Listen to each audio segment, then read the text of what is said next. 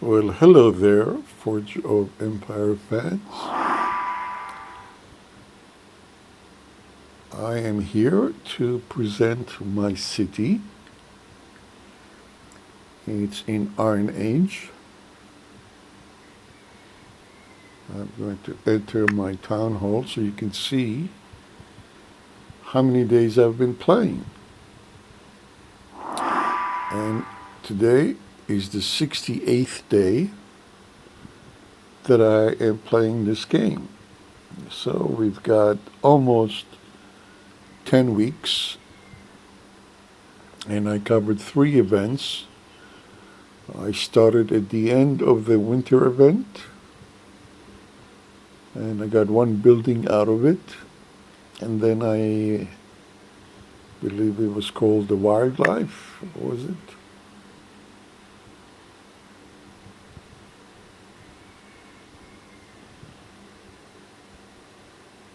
Yep, the wildlife event. And now we are in the St. Patrick's Day event. My boost for coins, for supplies, and for attacking units. So 200% attack and 213% defense.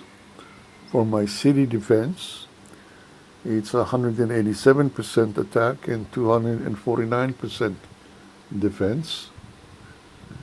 Those two are boosted somewhat by special buildings which provide only additional boost to either guild expedition or guild battlegrounds. And you can see 231 over 234 and 227 over 360. But the 360 is misleading because 90% of that is out of a defensive boost that I got out of GE in encounter 77. Okay. What else can we show you in my log?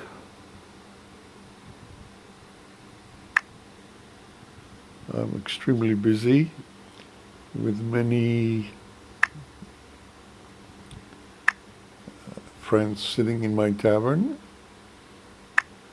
and many friends, neighbors, and guild members doing aid.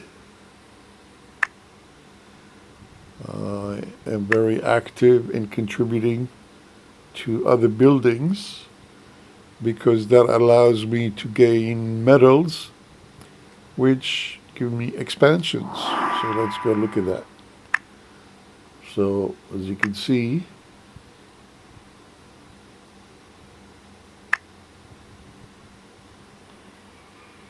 I am 1 expansion short of a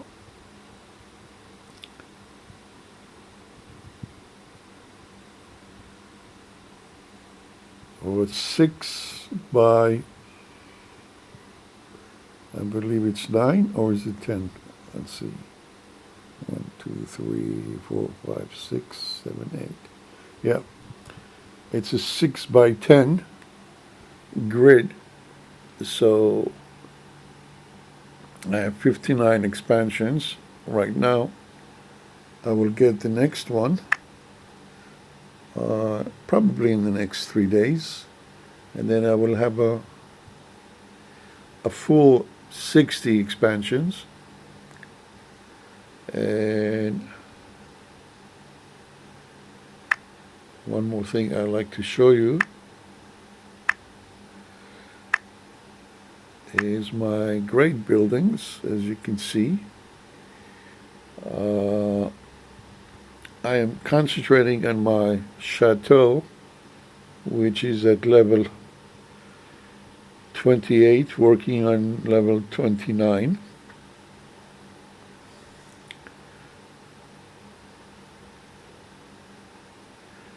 My arc is at level 79. I can probably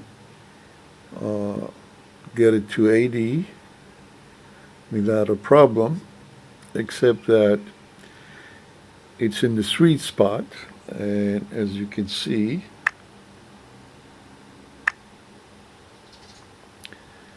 usually when people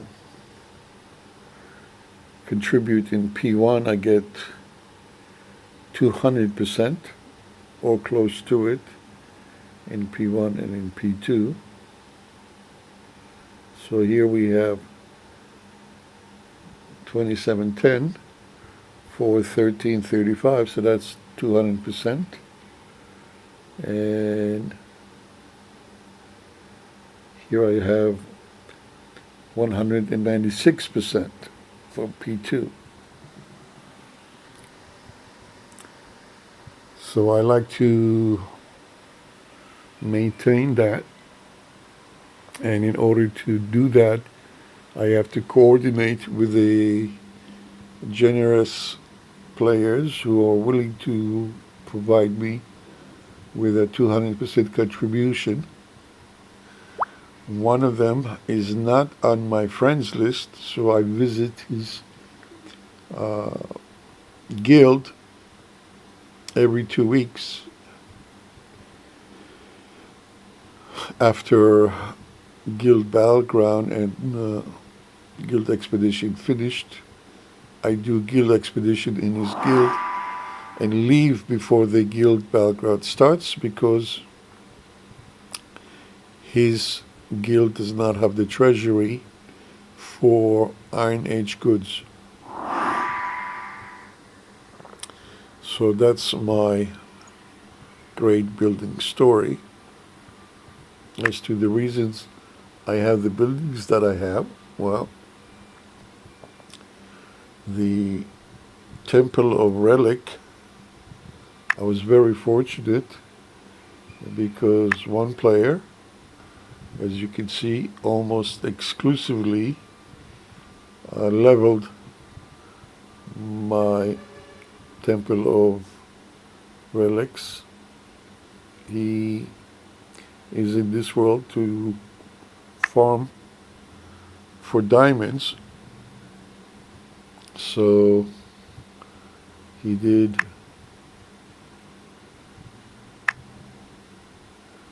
4 levels, right, almost five levels of my tour, and the rest were done by the guild that I joined. So I almost did not contribute any forge points to the Tower of Relic, and I enjoy a level 10. Not bad.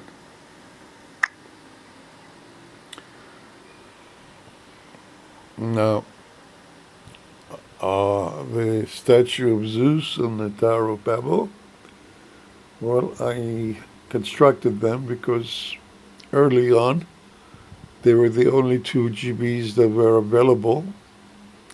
And again,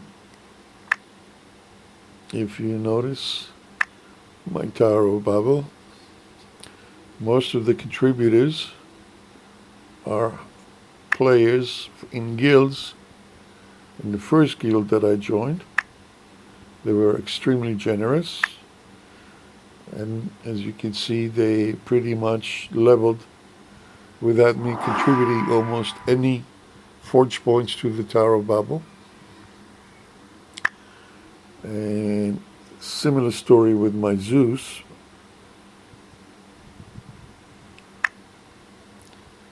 And again, as you can see, I did contribute some forge points, especially at level 9 going to 10, as well as level 8 going to 9.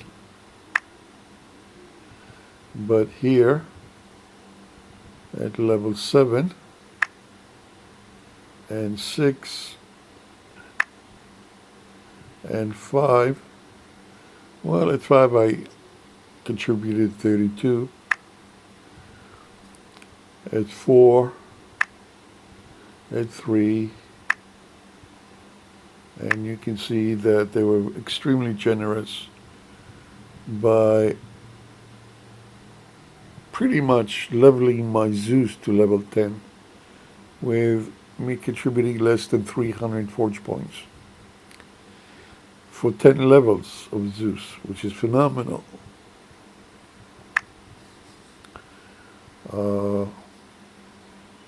And that's pretty much the story of most of my buildings.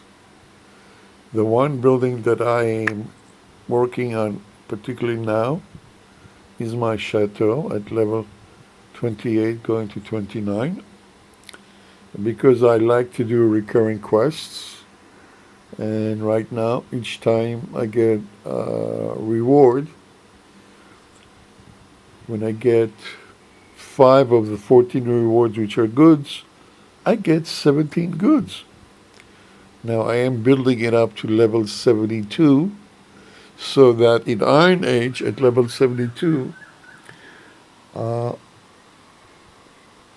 the chateau is a self-perpetuating motion machine covering all the required supplies and coins required to cover the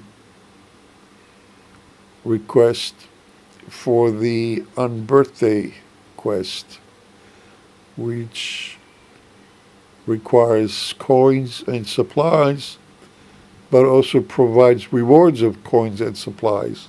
And at level 72, you break out even. When realized that, they put a limit of 2,000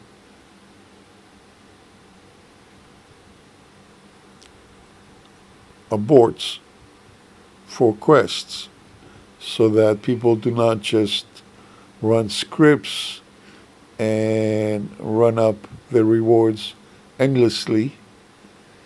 So you can only do, well, there's about 8 quests. So if you divide 2,000 by 8, it's 250 recurring quests a day. Now you can increase that by doing other requests so you don't abort them. And what I always do is I add the contribution of 15 forge point to the recurring quest. Sometimes I add the contribution of coins, supplies, and sometimes I run up the other quests. I don't do the to technology. I always abort that. The military quests do not come up because I have more than the minimum amount of military units. So that saves me on those aborts. So I end up doing a minimum of 500 and sometimes 1,000 recurring quests a day. It all depends on how many other quests I can join to the unbirthday quest.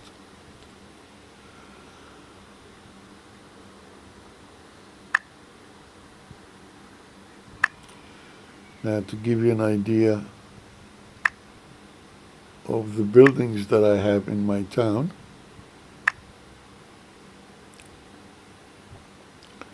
I stripped it, and here you see the great elephant which is a building that is provided through the participation in Guild Battleground.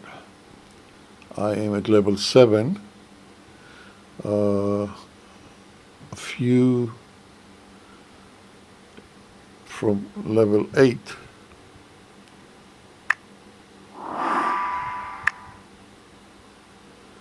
Let's just look at my inventory. The fragments that I need. Let's look at the elephant.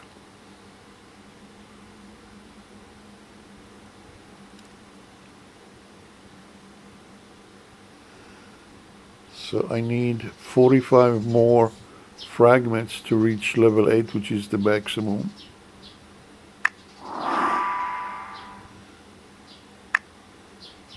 And at level 8 I have to choose.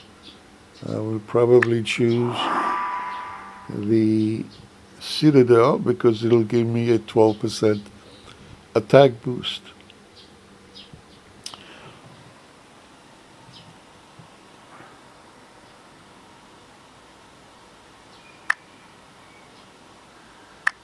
I don't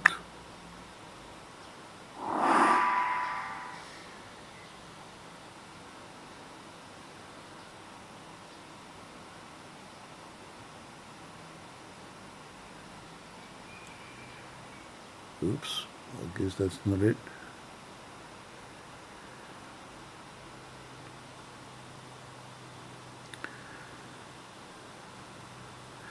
A lot of these fragments are generated by participating in Guild Expedition.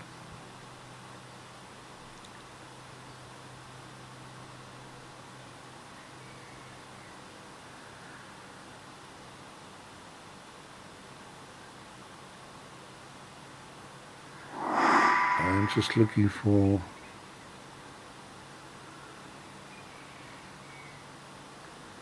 I guess I missed it here. All right, let's look for it here.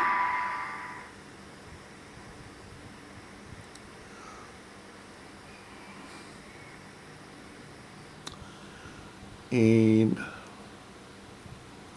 the wildlife event, I gained, and I used 4 of these and posted 2 buildings which provide 10% defense for both city attack and city defense, and they also provide 2 forge points each. So it's a 2x2 building which requires a road, and having a combined 20% military boost for 4 tiles. It gives you 5 per tile, and I think that's a pretty good ratio to have a 1 tile produce 5 military boosts. My minimum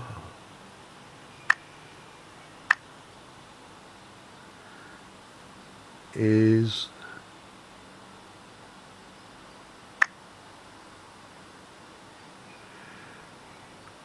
the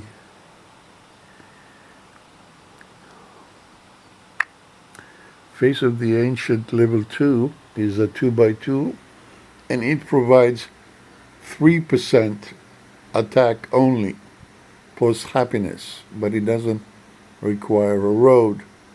I believe I have 2 or 3 of them, and that's my minimum for now. And as soon as I run out of space and have more buildings, I will be deleting them and replacing them with buildings that provide a higher ratio of a military boost.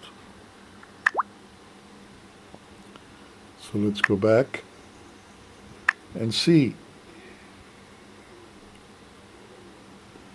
And here you can see that I have 3 of them right here, and they provide 3% attack boost. I have 4 of Gate of the Sun, which provides 4 defensive military boost for the attack side. Let's see. The Botanical Rotunda is not a very efficient building, but it can be upgraded as you move up the age, whereas the Gate of the Sun God and the Face of the Nation, Face of the Ancient, cannot. They stay at that level. So in Iron Age, they actually are decent. Probably as I go up into EMA and HMA and for sure LMA, they will be gone unless I have nothing else to replace them with for the time being.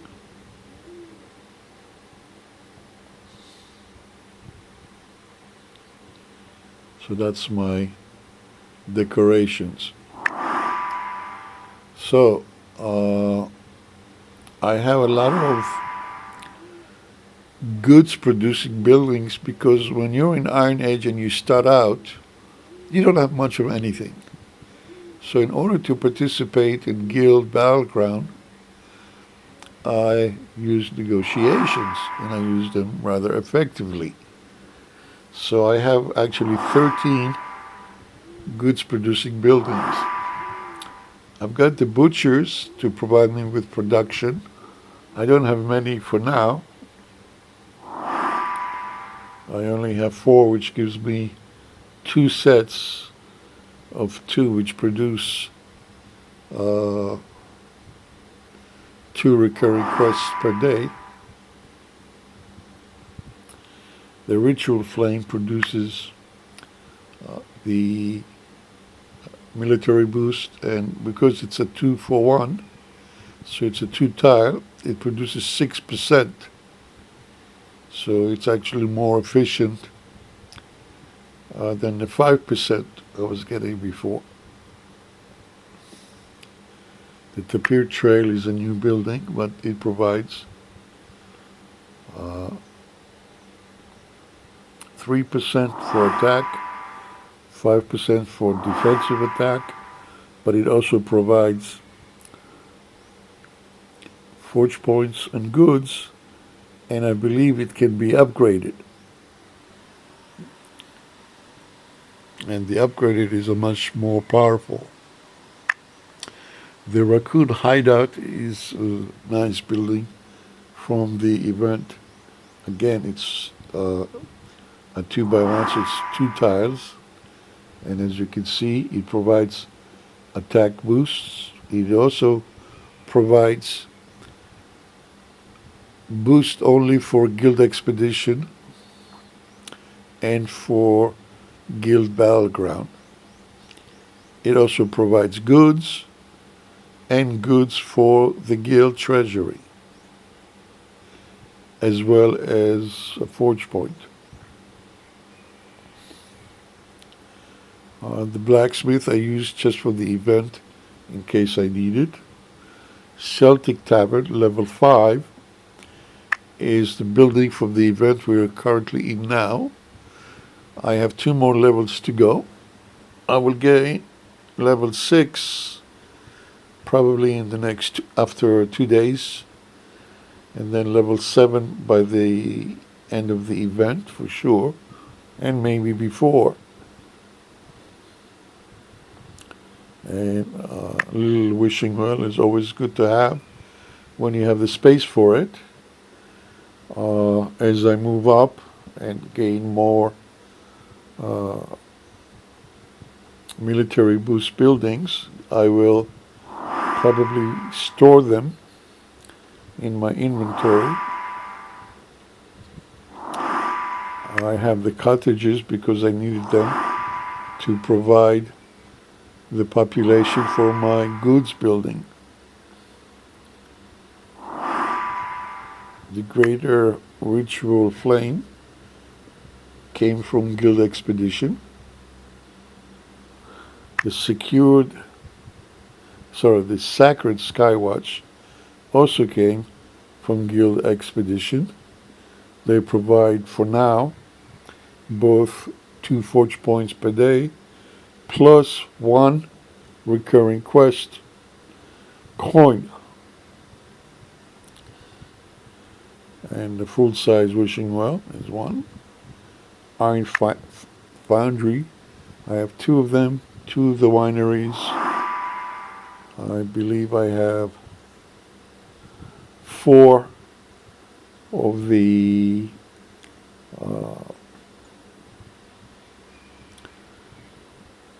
stones and 5 of the limestones. The Alligator Swamp is another one of those special buildings. It can also be upgraded. The Majestic Winter Wonderland Pyramid was the building I gained from the winter event, and it's at its maximum, providing some very nice attack boosts.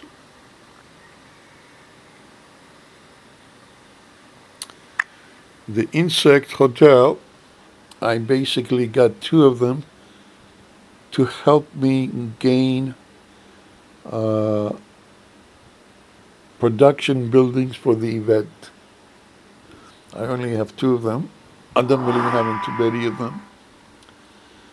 And I use it for the most part for 2 forge points, sometimes for the 13 goods per day, because it's 6 tile, it's a 2x3. The Checkmate Square I got, plus the Botanical Garden, out of the winter event, because I had no military boost. And again, these buildings can be upgraded as you move up the tech tree. And of course, as I gain buildings that provide a higher military ratio over the tile, they will come out.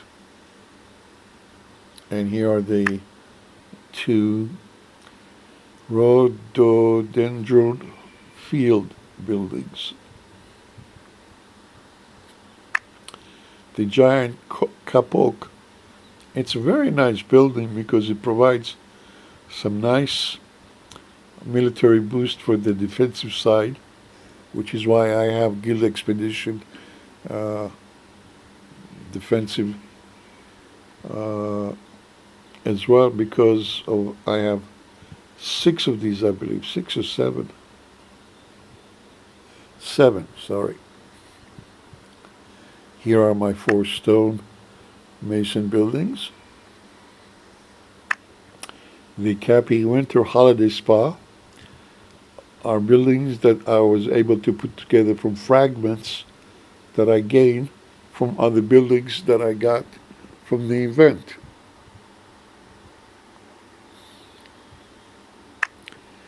The Flamingo Habitat was the main building that I got from the wildlife event, and it's the one that's providing me with some fragments for other buildings. And lastly are the blood lilies, which only require 1 tile, but they do require a road, and they do provide some very nice attack features, as well as 2 forge points each, and I have 3 of them. So these are my buildings. Now, what's left are all the great buildings,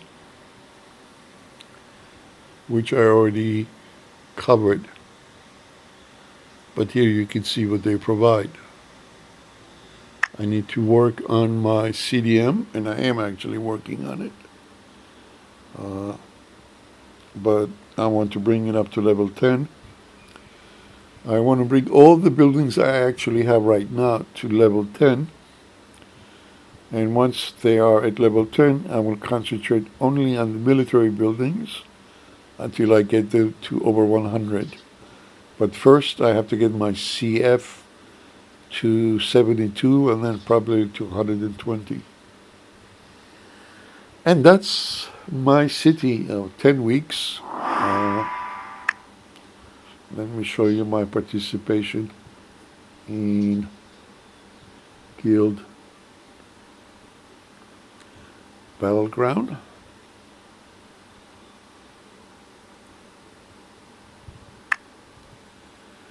So here I am. As you can see, we are in Sunday, which is the fourth day, but we haven't had the midnight yet, so we haven't had the attrition reset. So my attrition is at 18, which means if I were to do negotiations, I would require 3 goods for each choice to make. So I usually stopped at either level 10 or level 15, which is 1 good or 2 goods. Okay. And I've already done in 3 days 280 negotiations, which gives me 520 ticks plus 132 battles. Okay, so let's do a particular battle and show you what. Well, let's show you what the negotiation is. As you can see, it requires 3 goods, and I am low on Bronze Age goods, so I only do for now 1 negotiation. So I stopped at attrition 10, actually attrition 11, and I switched to battles. And if I were to go and do a battle, I have what's known as advanced troops, because I'm fighting Iron Age. But what I use EMA units.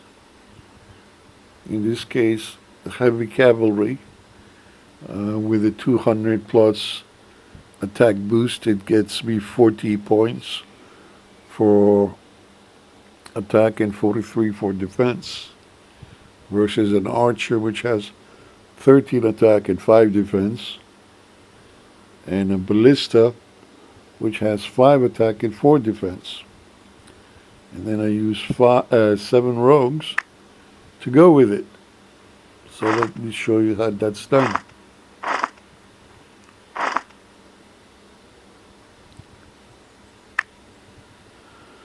And basically what I do, I take my military unit,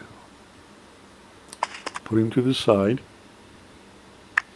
and now I'm going to have the 2 archers move up, and the 6 ballistas transform my rogues to the cavalry units. So the heavy cavalry, and unfortunately the terrain is not very favorable, so I move up as high as I can.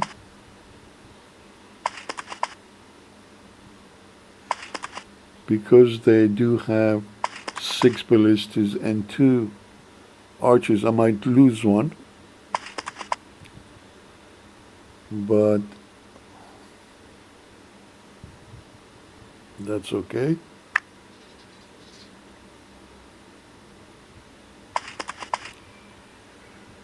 And one particular, okay, keep him safe.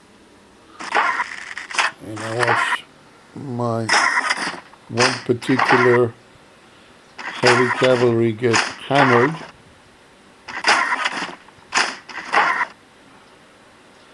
So I use that particular one.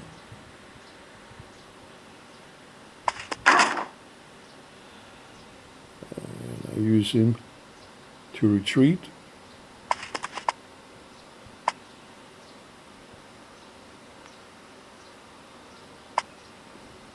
Okay. And now I use these guys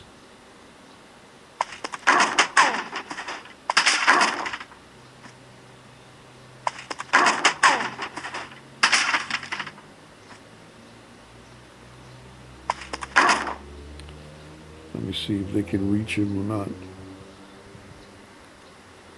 These three can reach. Oh no, only one can reach. Okay. All right.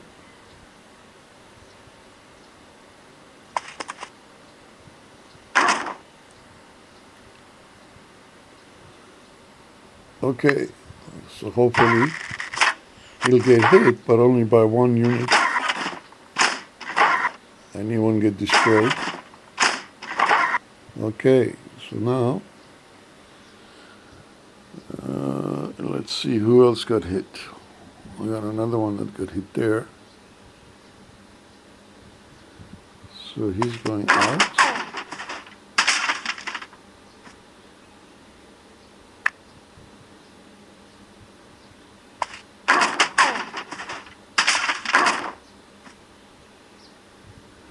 This guy's getting hit, but he can take some more hits.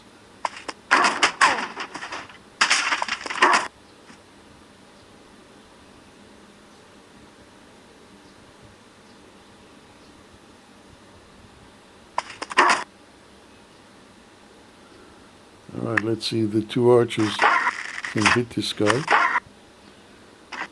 Okay.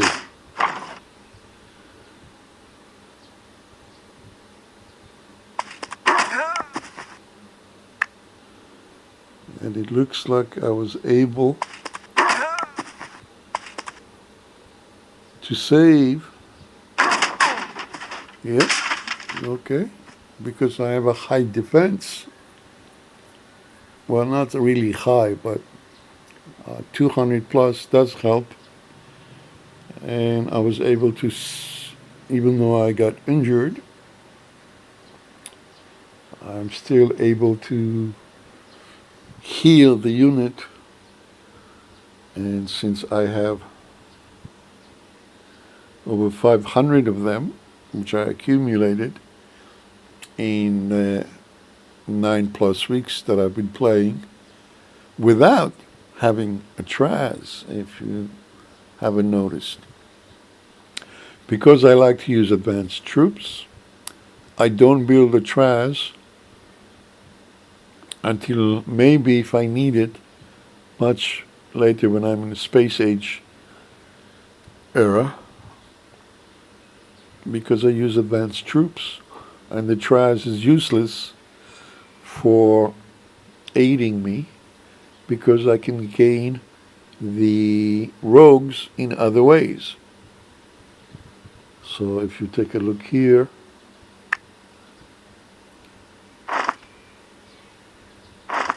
and you see this will be a much easier battle.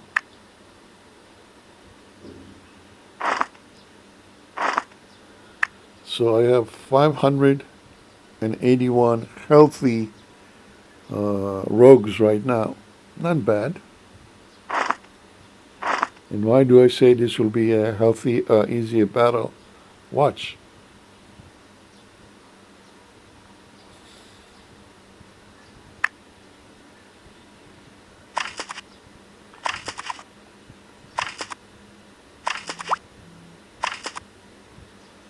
Again, I take my main heavy cavalry and put him aside. And I basically use my rogues. Now,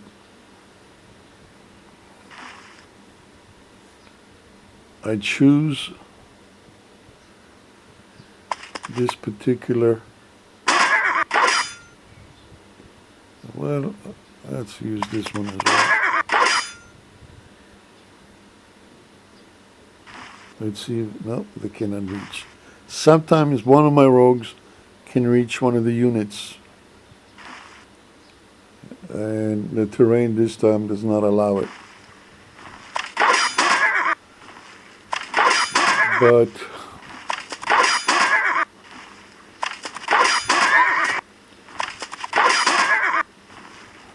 okay, save him for another day.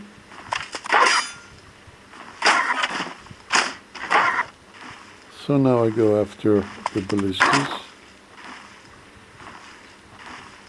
go to this one.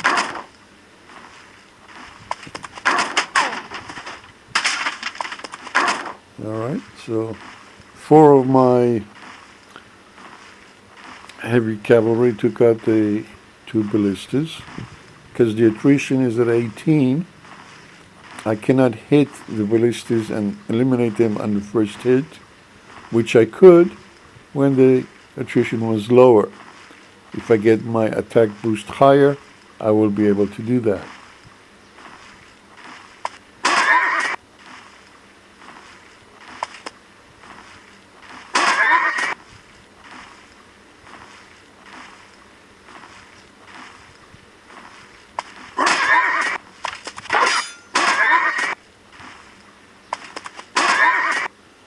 And it's over.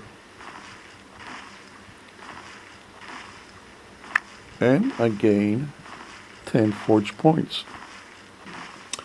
So by having such high numbers for a relatively young player, since I'm only less than 10 weeks in, I generate a lot of forge points through Guild Battleground and Guild Expedition.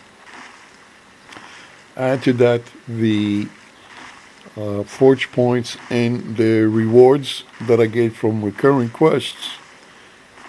My city is extremely successful and very well positioned and well developed for someone who's been playing for less than 10 weeks. So, I hope you've gained an understanding. One of the reasons my city is so well developed is because I do both. As you can see, my stock of goods, not bad for Iron Age goods, and it's pretty even, 2,000 of each unit. I traded some of my iron goods for some special units. Look at the metals on the upper right hand side, and you can see I only need another 112,000 to get my next metals or victory expansion. So all my goods have been traded for. Originally, the guilds that I joined first time, extremely generous and provided me with goods. But most of these goods I traded. And I like to go in and trade. Now, you're going to be surprised at the higher age goods that I have. Some are from the Truce Tower, but it only gives me 18 a day. Now, Space Age Mars, I was able to trade Iron Age goods for Space Age Mars goods because somebody needed them badly. And I, of course, transformed them or traded those Space Age Mars goods to Asteroid and Venus and Jupiter Moon and even Titan. Most of the Titan goods that I have are from actually all of them are from the Truce Tower. The Space Age Jupiter Moon goods, I got about 200 originally from one generous player, but the rest are ones that I was able to trade for. And I don't mean 200 each, I mean only 200 of the enhanced Porifera, whatever it's called, the center one. So that's my goods storage story.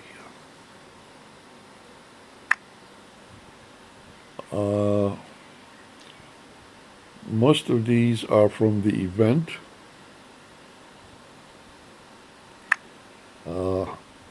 Some are from daily quests, like this particular useless building that I will never put up, as well as this one. They go straight to the antique dealer once I am eligible to participate.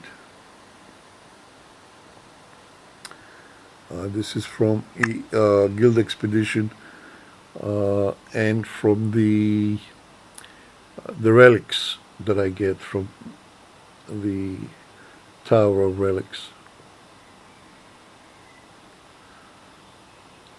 The terrace farm that I put up, and I also have the expansion for it,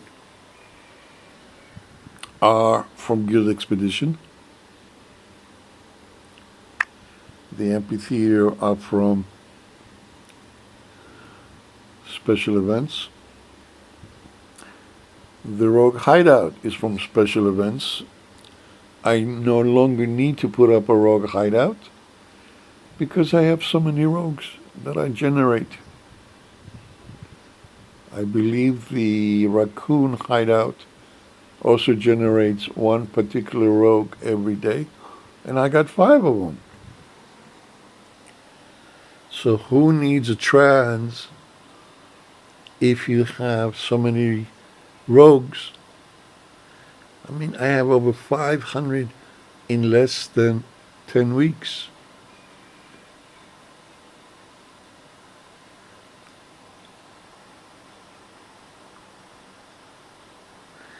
The Shrine of Knowledge is no longer a useful building because it's a 2x2, which is 4 tiles, and it only gives you 2 forge points, whereas so many buildings are available that gives you 2 forge points plus a military attack boost.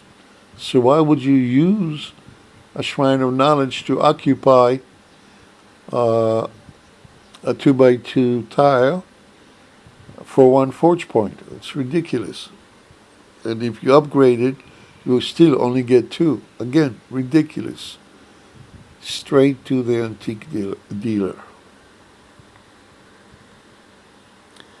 Okay, I've talked too much. I've introduced my city. I've showed you some of my methods of playing this game. I hope it's been helpful. And enjoy the game. Now, where is my... There we go. We can say goodbye.